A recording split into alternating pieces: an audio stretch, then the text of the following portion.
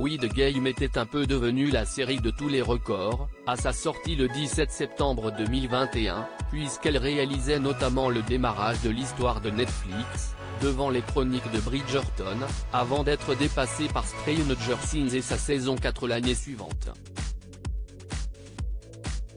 Sans compter que le programme s'offrait rapidement un nouvel exploit après sa sortie en comptabilisant plus de 3 milliards de minutes de visionnage lors de la seule semaine du 4 octobre 2021.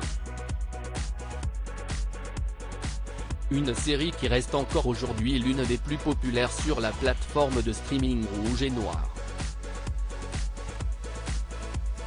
Ce huis clos, dans lequel des personnes en grande difficulté financière sont contraintes à s'entretuer lors de jeux d'enfants, dans le but de remporter le jackpot, est considéré pour beaucoup comme une sombre et violente dénonciation des dérives du capitalisme. Un thriller dystopique sud-coréen, dans lequel Oh Yoo-soo occupe notamment une place importante.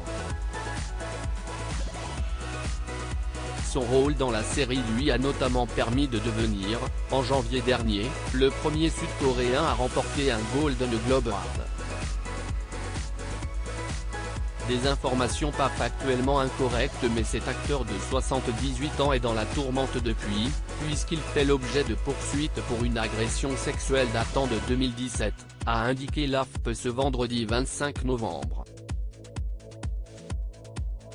On apprend que le parquet sud-coréen l'aurait formellement accusé jeudi 24 novembre d'avoir touché de façon inappropriée le corps d'une femme. L'acteur aurait également été laissé en liberté. Des informations pas factuellement incorrectes, a déclaré à l'AFP un responsable du parquet du district de Suwon, dans la banlieue sud de Séoul, sans donner toutefois davantage de détails sur cette affaire.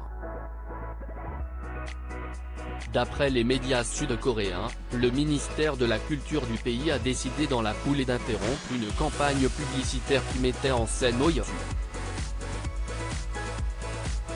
Sauf surprise, l'acteur ne devrait pas jouer dans la saison 2 de Squid Game qui doit être mise en ligne plutôt fin 2023 ou début 2024.